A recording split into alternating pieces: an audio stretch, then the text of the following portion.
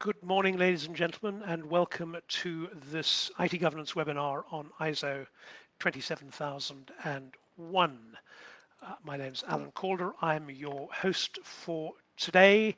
I'm the founder of IT Governance, which is a fast-growing ISO 27001 consultancy business in the United States. I'm also the author of a bunch of books on ISO 27001, having got involved in this as a topic some 20 odd years ago when I led the first company that was ever certified to the standard, which is now the international ISO 27001 standard. And because of that, I've found myself involved in privacy, in GDPR, and a whole host of regulation and activity around making cybersecurity a matter that boards are able to deal with and deal with effectively. As a business, IT governance has deep experience in the topic of ISO 27001, a very comprehensive product offering. We're recognized around the world in terms of the expertise, 12,000 clients, 20 years of experience, and really deep subject matter expertise around how to implement ISO 27001 in a way that enables our clients to draw on our expertise for their peace of mind. Multiple accreditations across not only our own management standards, but from multiple different external organizations who recognize that what we do meets their standards, 1,300 ISO 27001 projects to help clients implement it, lots of people on training courses, nearly 2,500 customers using our governance, risk and compliance software, and increasingly recognized for the quality of service that we deliver our clients. And we're very focused on quality as being a really key area. So a 63 net promoter score, nearly world class in terms of our services for what people can buy through our website, sitting at excellent as a ranking. And that's the kind of level of quality experience we want all of our customers to experience. Joining me on the call today is Mike Stasic, the International Sales Manager at Perry Johnson Registrars. I'll tell you a little bit about the partnership, but first let me ask Mike to briefly introduce himself. Mike. Yeah, good morning, everyone. I'm Mike Stasic. As Alan said, I'm the International Sales Manager at Perry Johnson Registrars. I've helped open several of the offices, and one I oversee currently is the UK division. So this partnership I have with Alan is just great because everything is sort of kind of stemmed from the UK, especially being cybersecurity and Alan's background in BS 7799. So I'm delighted to be joining today and learning more. And as Mike said, the partnership that there is between IT governance, thanks Mike, and Perry Johnson is a practical relationship because of course certification bodies are required to be independent of any implementation or implementation support, but we have done quite a lot of projects together. Perry Johnson know the kind of work we do. We know how Perry Johnson are likely to respond in the certification environment. So if you'd work with us, we can usually find practical solutions to most things, but we are experts on implementing, maintaining, supporting, running ISO 27001 and building out all of the things that ISO 27001 supports. And Perry Johnson are certification experts. So they deal with a broad range of certifications, not just 27001, but the whole range of ISO certifications. We're going to be talking today about ISO 27001 and its role in helping organizations achieve international recognition in terms of cybersecurity and privacy, the global importance of ISO 27001, how you can use ISO 27001 to enhance your organization's cybersecurity posture, and a brief look at a platform approach to how you can embed the long-term management and maintenance of cybersecurity inside the organization. But first, ISO 27001 for achieving international recognition. And a logical place to start thinking about this is with the reality that most organizations' attack surface is continuing to expand very rapidly, and the attack surface has become, for many organizations, fairly international. You can be based in the UK and you can be using a service provider who uses an email database which is in the United States or in the Philippines. You can be a US company and you can be supplying customers through your website or directly, and they're in the UK or the EU or somewhere else in the world. And that kind of breadth of service offering, all of it made possible by the migration to cloud, the migration away from paper to digital environments, the extent to which people work remotely, which means they can be employed anywhere else, anywhere in the world and work for a company in the United States. All of those changes mean that the attack surface is continuing to expand. And as the attack surface expands, so the threat horizon fills up. And cyber criminals are international. They're based not just around the corner in Arizona, but they are based somewhere else in the world in different jurisdictions. And they have a range of attack skills and competences. And if you think about what you see in that kind of heads up display there, and you add into that deep fakes and you add into that artificial intelligence, what cyber criminals can do is getting to be more and more and more complex and challenging for organizations. And the environment within which organizations have to think about how they manage cybersecurity has got to be very, very complex. So it's become a standards-driven, multi-regulation environment in which you're dealing as a single organization with laws like the like GLBA, HIPAA. You're dealing with SEC regs, NIS2 in the UK, DORA in the European Union, GDPR across multiple countries, PCI DSS wherever you're taking payment cards, and you've got clients insisting on doing e-invoicing, e-procurement, looking for standards like ISO 27001, 22301, and so on. So the complex environment in which you have to operate means that the challenge in building trust with customers in your offering gets to be increasingly complicated. And ISO standards are one of the key ways in which you can build confidence nationally and internationally in what you're doing, because the point about an ISO standard is that it is an international standard. It's been developed over multiple years. It's got buy-in and expertise from many countries around the world operating in many different sectors, and it means that there is a sector agnostic standard of best practice that is widely recognized as being best practice. And that means that organizations who adopt it are seen as being organizations who are adopting standards that enshrine information security best practice principles in their own operations. And that helps you build trust with regulators, with the media, with customers, with investors, with employees, because they all go, we kind of see what ISO 27001 brings. If you kind of simplify the picture, ISO 27001 is simply a standard. It's a document with a number of pages and very straightforward. This is a set of requirements against which your organization can be certified. It's designed to help organizations secure their information assets, have compliance with relevant regulations, and improve their overall security posture. It's the leading global standard for information security management systems. It is, in fact, the global standard for information security management standards. There isn't another international alternative. It's a systematic approach to managing sensitive company information so that it remains secure and is focused on risk assessment and risk management. So it's not like PCI is you have to do all the following things in terms of controls. It's built around the idea that organizations should focus on their own risks, their own risk appetite, and build out a set of controls that are appropriate for their organization and the risks which their organization has to deal with. So it's got a global role. It's recognized worldwide as a mark of excellence in information security. It demonstrates to all stakeholders a genuine commitment to a high standard of data protection and security, because it's not simply a cybersecurity standard, it's an information security standard. And a key element of information, of course, is personally identifiable information. So it's a tool for building trusts with customers, stakeholders, and partners nationally, globally, and internationally. A report which, while it's been around for some time, nevertheless continues to be true, is that 87% of organizations who'd implemented ISO 27001 had a positive outcome, 51% reported a decrease in security incidents, 78% found an ability to meet compliance requirements improved, 62% concluded that their competitive position was enhanced, 51% had an improvement in customer satisfaction, 56% an improved ability to respond to tenders. So a significant way of generating return on investment in spite of the continuing costs of technology and people going up.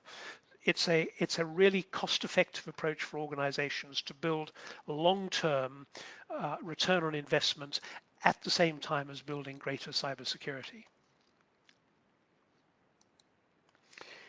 And if you think about it from a supplier assurance point of view, how, as a customer, do you go to your suppliers and satisfy yourself that they're secure? And in today's environment where more and more you are relying on digital delivery, well, you might go with a questionnaire. A questionnaire is going to require a lot of effort from your customers to fill it in. It gives you not a lot of assurance because you don't know whether they're telling you the truth or not. So your other option is to go and do a supplier audit. That gives you a lot more assurance but requires a lot more effort.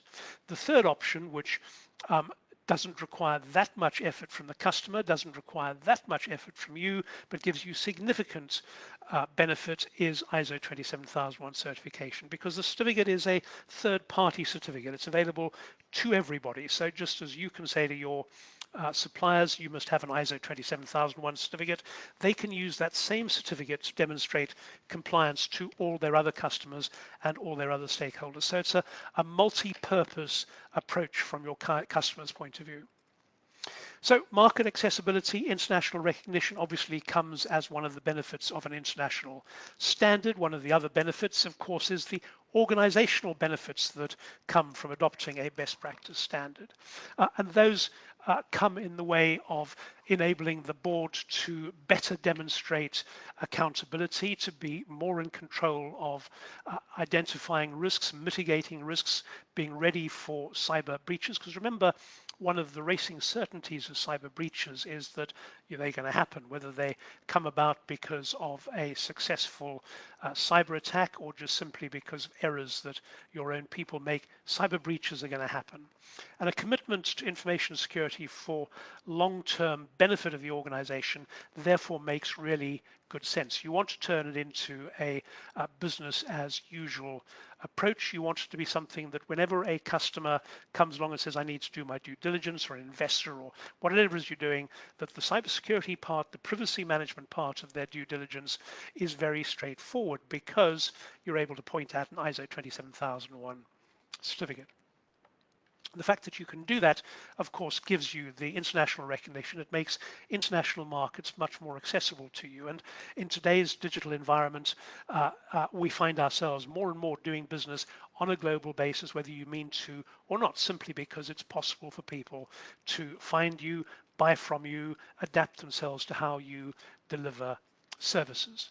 So alongside that international market accessibility, as I said, is governance across the entity, is how organizational needs are met by ISO 27001 as a standard.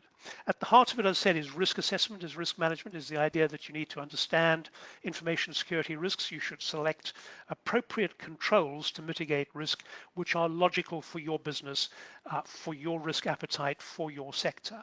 And those controls could cover network security, monitoring effectiveness, user privileges, education, training and awareness, removable media, home and mobile working, the whole range of areas in which you have risk. Your control selection from ISO 27001 can help you identify and manage those much more effectively. So when people say to me, is ISO 27001 really the solution to my information security needs? The answer is, yeah, it is, because it does a number of things simultaneously. It helps increase the level of information security inside the organization. It brings better working practices to support achievement of business goals, and business goals typically involve not having cyber breaches, getting on with delivering satisfactory customer services. It brings good marketing opportunities. It brings credibility with staff, customers, and partner organizations, meets due diligence requirements, because of course it's a way of reflecting best practice security. So for many organizations, it is the solution, and it is the solution because of the way in which certification works on a global basis. When you build an ISMS, an information security management system that meets ISO 27001 requirements, you go to a certification body like Perry Johnson, and they will do an audit and they will say, yep, it meets our requirements, and that certificate is valid internationally because the certificate from a Perry Johnson is accredited by ANAB in America. ANAB is one of a number of national accreditation bodies, and national accreditation bodies all belong to the International Accreditation Forum, which means that certificates issued by an ANAB accredited certification body are recognized across the world for all organizations that accredit certificates. That means you don't need to get a different certificate to trade in the UK or the EU. Your single accredited certificate from Perry Johnson, ANAB accredited, will fit you to trade anywhere in the world. It will meet the recognition requirements of customers anywhere in the world. And that's the core benefit of an international standard certification, is what it does for you. So if you think about what it does for you in the context of the global importance of ISO 27001, what we've seen in the last 3 or 4 years is a significant surge in the number of organizations who've become ISO 27001 certified. So all the way back to 2006, when ISO 27001 first really appeared, it shifted, became an international standard from a British standard. Just 5,800 companies had the certificate. We're now up to 71.5, and that's at the end of 2022. And I say at the end of 2022 because the ISO standard tends to be about a year out of date. So we don't yet know what the end of 2023 figure looks like, but my expectation is it will have gone up from 71.5. So 71,500 companies around the world have gone, actually, you know what, ISO 27001 is the way that we can grow our business. And what that means is that you're going to have more and more customers coming to you as a supplier and saying, you need to get ISO 27001 certificated because, hey, it's becoming business as usual. It's not just something which leaders in the industry do, it's a business as usual standard, and therefore it's a logical thing for organizations, if you're not already certificated, to be thinking about doing right now. And ISO as a standard really works because it's recognized and adapted worldwide. So when you have an ISO 27001 certificate, it means that your customers, partners, funders, whoever it is you're dealing with, recognize that what you're doing meets an international standard. It's not just a local standard. It's going to drive trust and compliance across borders, industries. It means that demonstrating commitment to rigorous data protection and security practices, trying to demonstrate that you comply with the California privacy regulation or GDPR in the EU. Both of those can be done out of an ISO 27001 certification. You can use an ISO 27001 certification to harmonize how you go about meeting multiple compliance requirements, not just in terms of data protection, but cybersecurity compliance, because all of those regulations look for how you manage confidentiality, integrity, and availability of information at the heart of what you've got to do. And that means that with an ISO 27001 certification, you can build an integrated approach to cybersecurity. That means you can have a single project, a single implementation that meets multiple legal and regulatory compliance requirements. So for international business, that business enablement, the recognition by international customers that you have ISO 27001 means that people look at you and go, yep, we can deal with you, you're safe. From an organizational point of view, it means you are not simply complying with a standard put together by an external body that might not suit you, because it's a standard designed for all organizations, all entities, all sectors, and it's built around your assessment of risk and your risk appetite. It means that you can produce something which meets an international standard but is fundamentally tailored for your own requirements as an operation, wherever you are in the world, whatever it is you have to comply with. And that means that it is still a significant differentiator for organizations in terms of dealing with security in your vendor and partner selection processes. So, and probably a good opportunity for me to let Mike talk a little bit about certification from an international point of view, because Perry Johnson does certifications not just in the US, but in the EU and Japan and across the world. So, Mike, what's your view on international certification, or certification of an ISMS in terms of international business? Yeah, so I got really excited when I saw what the topic was going to be today. Being in the registrar side of things and just kind of seeing what's happening in the industry, Here being in the US, I mean, I turn on the news almost every day. I hear something about a security breach. So this is something that definitely hits home and something that, I mean, you can't ignore. You could try and ignore it, but it's going to be in the newspaper. It's going to be on Google the next day. You're going to see it constantly. And what I'm seeing from my side of things, I work internationally, clients all over the world, and 27001 has become the benchmark. Alan hit on all the points. It's great to advertise to current and future clients. It provides that assurance for your leadership team that they're being secure and responsible, with the information that they have. It's becoming a commonplace, and here in the U.S., to get any type of government contract, 27001 is a must. So it's one of those standards. There's so many standards to choose from out there. So the way that I look at this when customers talk to me about these, I feel like ISO 9001 is the foundation of quality, obviously, and then you've got all the ones that branch off. So you've got like aerospace, IETF, but they all still rely on that 9001 foundation. When we talk about 27001, that's the foundation of cybersecurity. Whether you go on to anti-privacy, there's all these other stand-ons that could be bolted on to 27001, but there's just so much activity going on worldwide in this standard. It's unbelievable. And that chart that he just showed illustrated it perfectly, just to see how it's increasing. And that was just at the cutoff of 2022. So just to see what would have happened in 2023 and this year is just, it's kind of mind-boggling. And I could see that number from 71,000 going easily over 100,000 by the end of this year. I mean, just the way that things are going. So yeah, I agree. this is just, yeah.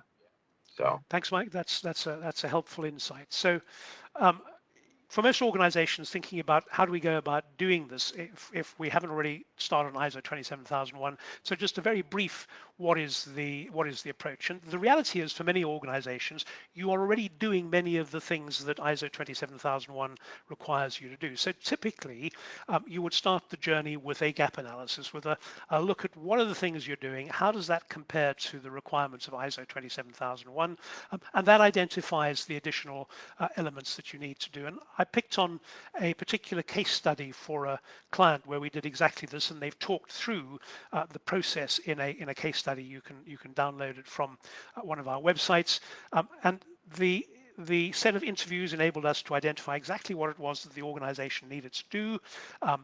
They were already doing some 52% of what was necessary, so that meant the implementation plan could focus on the other 48%. We could just make sure that we closed the gap. And they put together a combination of short-term and long-term steps. Short-term to deliver immediate benefits, longer term take longer, but about getting to the point where they could get to certification. And that enabled the council not only to deal with data immediately, but also building international cybersecurity recognition over the longer term.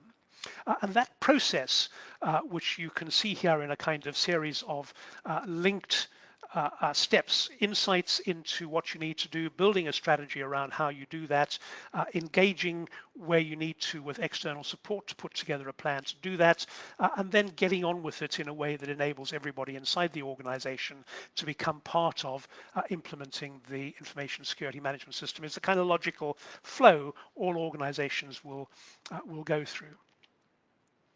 And that means that having gone through it, you begin, and even as you're down the track, you begin hitting the benefits of winning new business, retaining existing customers, avoiding financial penalties and losses, enhancing reputation, hitting compliance requirements, improving how you manage information security, reducing the need and cost of supplier and regulatory audits, and of course, giving senior management an independent opinion about your own security management, which, with management increasingly in the firing line for cybersecurity, is of itself a significant benefit.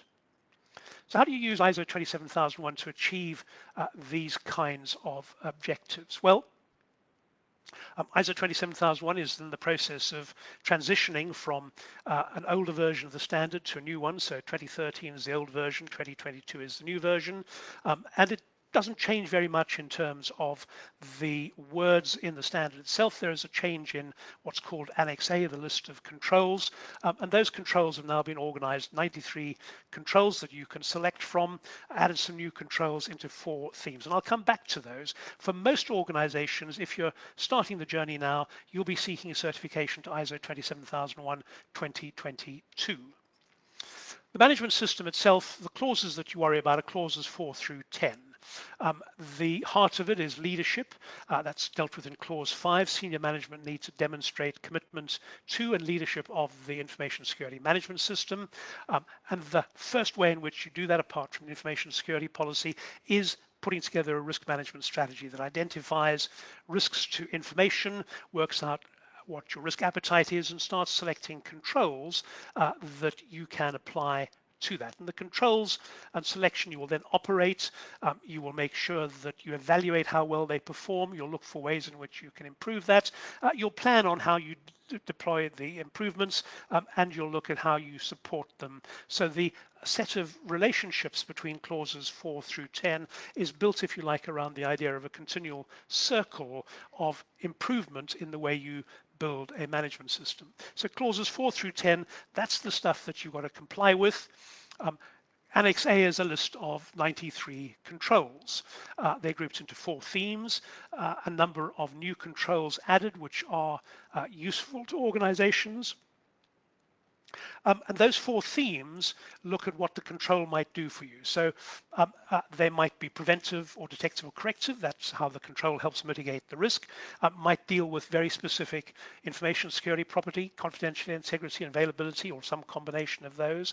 Helps you determine which control to select because the attributes help you determine whether it's an appropriate control. Looks at cybersecurity concepts like identify, protect, detect, respond, recover, which is core to building cyber defense in depth. Looks at which capabilities inside the organization might use that control, whether it's in governance or asset management, and which domains. Is it a governance and ecosystem domain? Is it in the area of protection or resilience? So the Annex A control attributes are designed to help you easily select and apply controls to dealing with the specific risks that you've identified.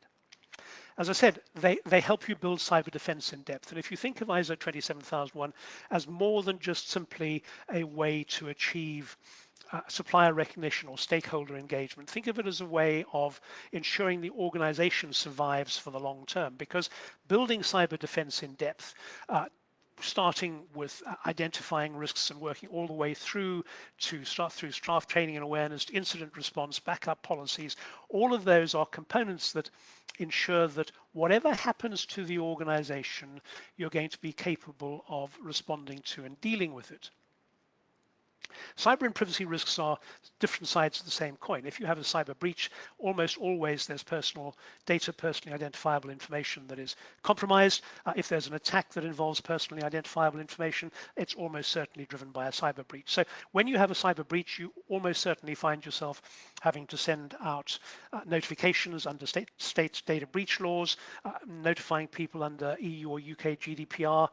So thinking about how you deal with confidentiality, integrity, and availability of information is not only about cybersecurity compliance, it's also about managing privacy of personal data, managing compliance on a very broad scale, as well as in depth inside the organization. You get all of that from one single standard. It's a really versatile, really useful standard to be putting in place.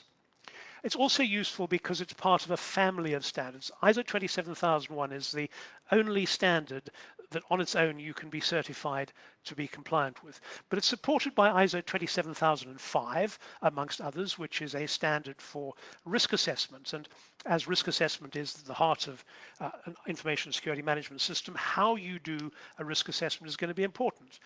ISO 27005 you might go to. It's a guidance standard, but it's one which is, again, very widely recognized. You might think about, how can I use ISO 27005? Rather than reinventing the wheel, how do I use that as a standard that helps me put in place an information security risk assessment process that will deliver reproducible, consistent results across all of the assets and risks that I'm dealing with? So ISO 27001, it's a good thing to do. How do I go about getting senior management support is one of the most often asked questions. And because senior management support, it's clause 5 of the standard, you have to evidence it. You've got to go educate senior management. They have to be taught what the benefits are. You have to get them to understand the cost savings, the business benefits, usually financial, that helps organizations convince senior management. Also understanding that it keeps senior management out of jail increasingly is one of the key benefits of 27001. So communicate the risks of non-compliance, the potential impacts, look at the evidence of industry best practice and how that helps organizations win. Organizations using ISO 27001, that steep uptake in the number of 27001 certified organizations, talk about the role of senior management in genuinely leading the charge and the competitive advantage from certification. All of those tend to be components that help you secure senior management support.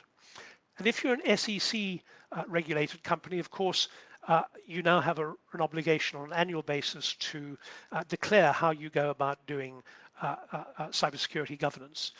And that SEC requirement can be delivered simply by implementing ISO 27001, rather than trying to work out what the SEC requirement is, that top management must have a functioning cybersecurity governance, risk management, and compliance framework.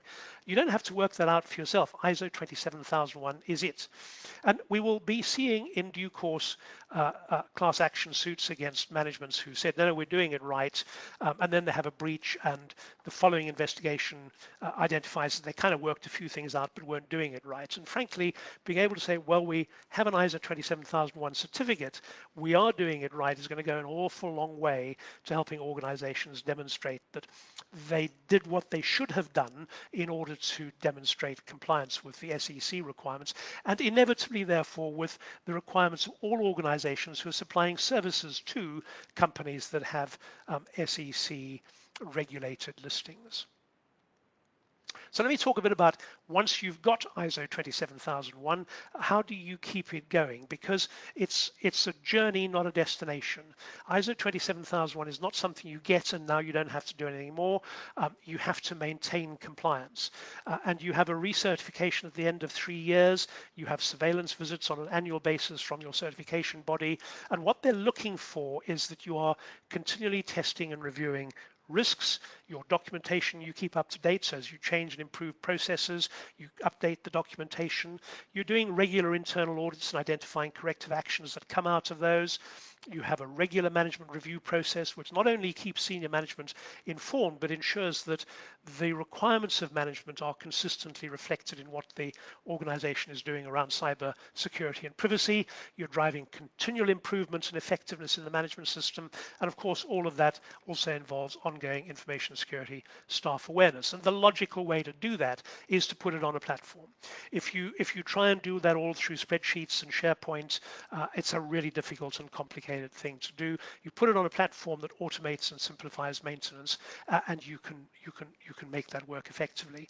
And making it work effectively, frankly, for cybersecurity does mean going beyond the tech stack. You can't think of cybersecurity controls as being all about technology. They have to be built around the recognition that you need competent people, you need processes which reflect the appetite for risk of the organization, what the organization is determined to do, and you need technology which is deployed in line with the processes and decisions of the organization. So you need controls and you need a governance framework that operates effectively across all three of those domains simultaneously.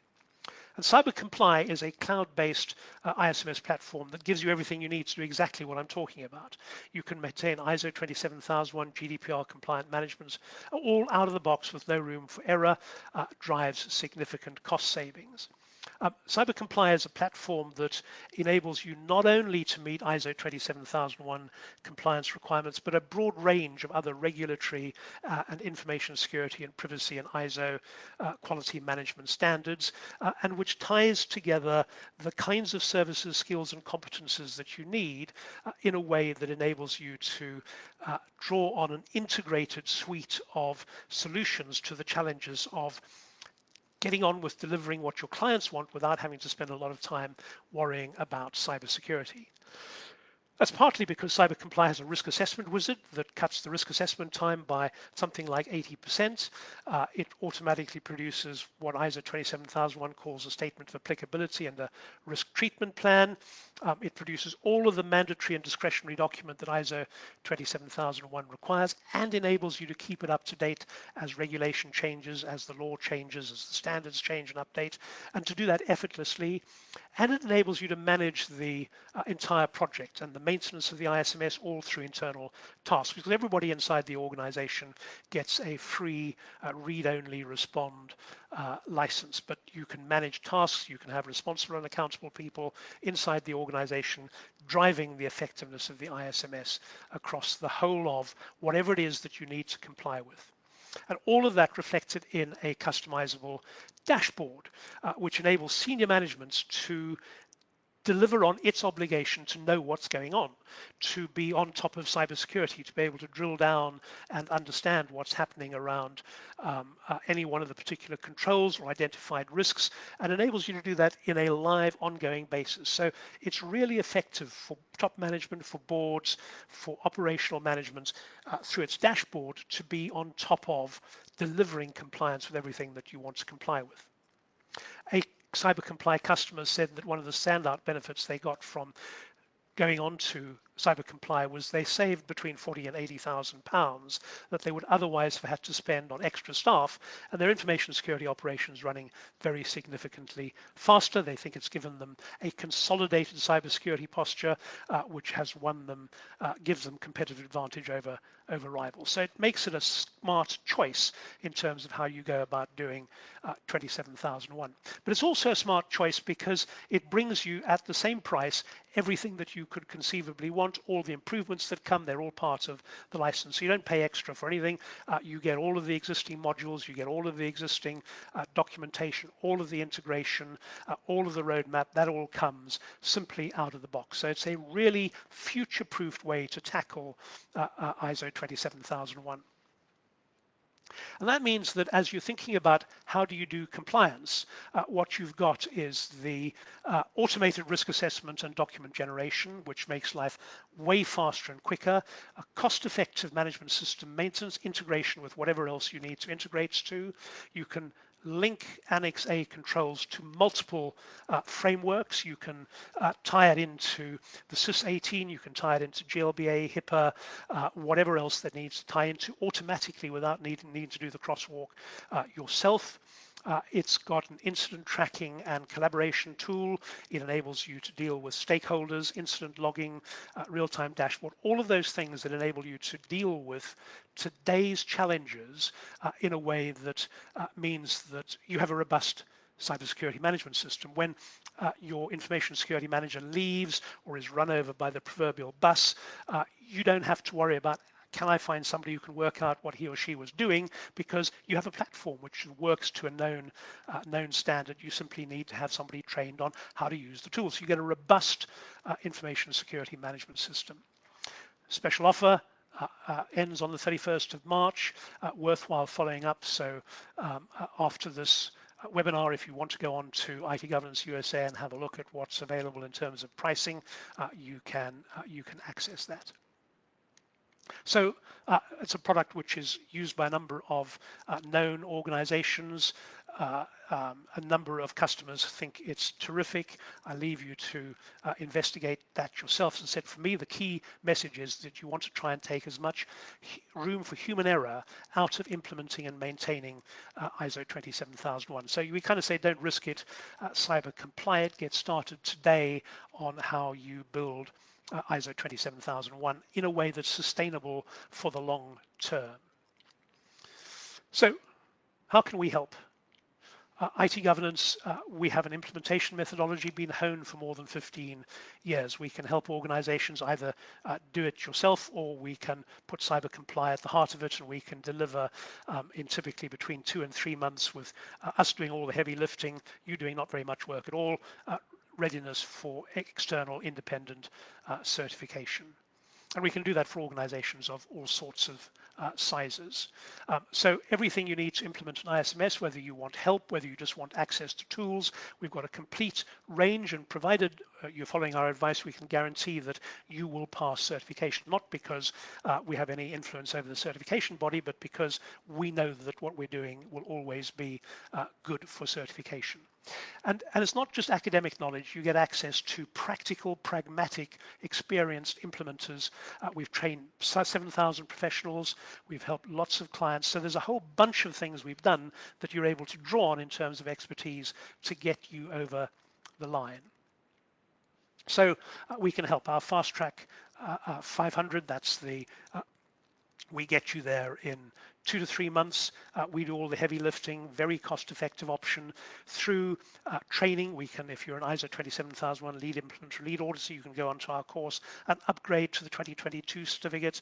You can do implementation, audit training courses, all available through IT Governance USA. You can buy copies of the standard. You need them if you're going to comply with it. You can get access to consultancy support. So whatever you need, if you go onto IT Governance USA, you can find the services, the products that will help you progress yourself with ISO 27001. That brings me to the end of what I was planning to say. I'm quite sure that many of you will have questions that you want us to answer. In your GoToWebinar panel, there is a question bar. So if you look at it, the third one up from the bottom is, sorry, the second one up from the bottom is called questions.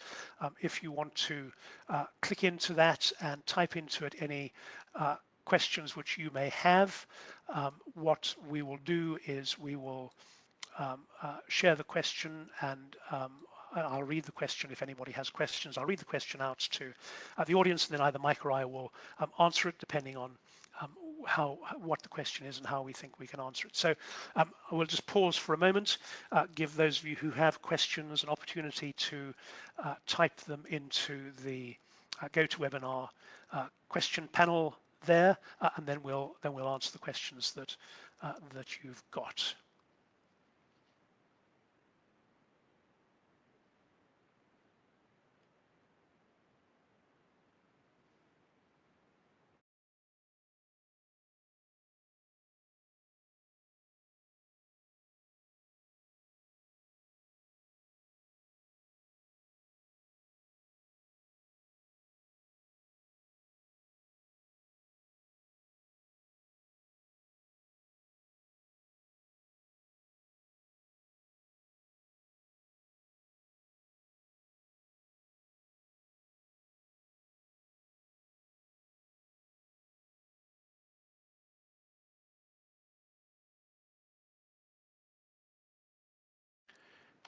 News just in, the House voted Wednesday to pass the Protecting Americans' Data from Foreign Adversaries Act, which gives the FCC authority to seek up to $50,000 in civil penalties against data brokers that sell American sensitive personal information to countries such as Russia and China.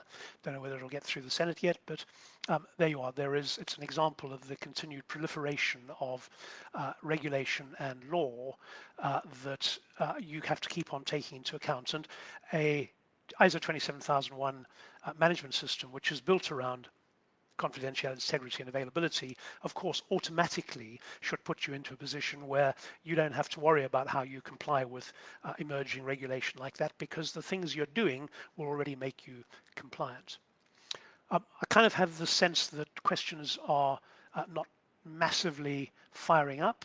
That's, I hope, because we answered the questions that you thought you might have in the course of the session. So before we wrap up, I'll just give Mike a chance to briefly talk about 27001, have anything else he wants to add to his earlier comments, and then we'll wrap up. Mike, anything you want to add?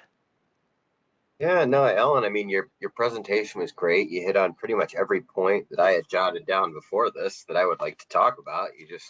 Well, I mean, you do this for a living, so. But I do have for anybody out there that's sitting there on their computer and they're kind of just thinking about 27001, maybe they join this just to see, maybe they've heard it, something that's coming up. So what advice would you give them to do first? Let's say they have no clue. Would this be getting the gap analysis? I think that's what you mentioned on a previous slide. Do you think it would just be talking to IT governance just to kind of gauge where they're at? So it does depend on the size of the organization, what the driver is, how quickly you want to get there. If you're going through the process of thinking about what you want to do, the logical thing to do is to start with a gap analysis. And you could get a gap analysis done by us. We can come and do a gap analysis. You can download a gap analysis tool from our website and do it yourself. Of course, doing it yourself presupposes that you know how to answer the questions which the gap analysis tool is asking, but you can do it yourself.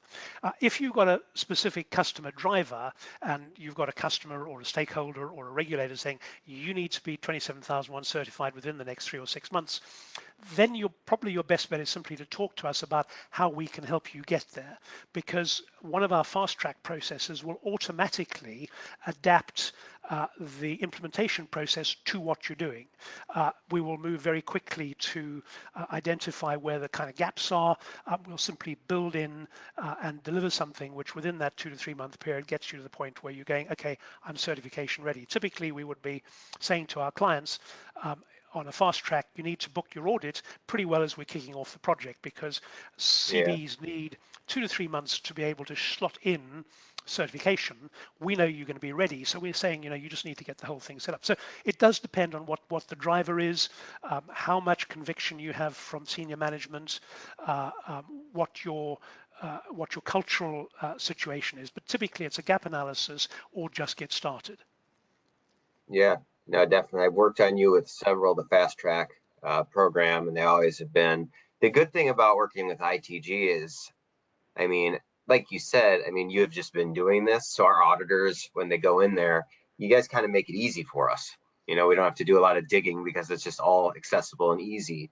One of the real benefits too to 27001 that people might not know, let's say they're doing some other standards, you can always do it virtually, which is a very good thing from a cost saving standpoint. You don't have to fly somebody in to sit in an office. I mean, we could all do this on the cloud.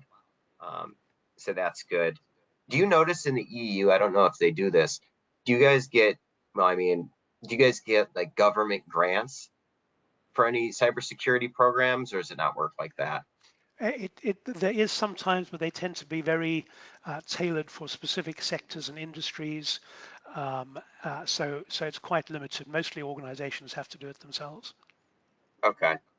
Well, I mean, like you talked about in the beginning, kind of the cost reward benefit. I mean, at this point, like when I chimed in there for a minute, just with trying to stay at this point, it's not like getting ahead of the game. It's kind of just trying to stay on point. Like if you don't have 27,001, in the next 2 to 3 years, I think that you'd be pretty much obsolete from, that's just the way that the world's going, unfortunately, but fortunately as well, because we have to protect our information. I mean, I'm seeing banks, lawyers, um, you know, health institutions. I mean, Alan, I'm sure you're seeing the same type of clientele coming across that are looking to get certified, even just probably just a regular company just to try and stay on top of it. Yeah, absolutely right. We're seeing everybody, and organizations of all sizes, from 2 employees up to 2 million employees. We're just seeing everybody. Just they recognize that the digital world, doing business digitally, means you've got to be able to demonstrate that you understand how to protect information in a digital environment. So I think that's right. If you're not 27001 certified, you will become like the dinosaurs. Yeah, it's just crazy that you started this whole thing with BS 7799. It's like I didn't even know what that was. So you've been in this and you kind of foresaw what was going to happen. I mean, what do you see kind of in the future here for 27,001? What do you see happening? I know it's like a living, breathing document, but what do you see in the future? So I think that the adaptation or the adoption of for cybersecurity by ISO 27001 will accelerate. I think we will, within the next 4 or 5 years, see something like 1 million companies who have 27001. We've got 1 million companies who've got ISO 9001, and that doesn't deliver any security. It's just a quality management issue. But it's driven more and more and more 9001 by through the supply chain by customer requirements. I Exactly. think ISO 27001 is going to be driven by not only customer requirements, but by regulation as well. So, a million, million and a half, 2 million Oh yeah. companies with 27,001. I think it's just going to be it's the The fundamental I business as kind of usual think it's thing. going to be kind of like I was saying, 9,001's like the foundation. I think nine. What I see a lot happening now is the companies who have nine, they're adding 27. Yeah, So two of the foundations together, it just makes sense.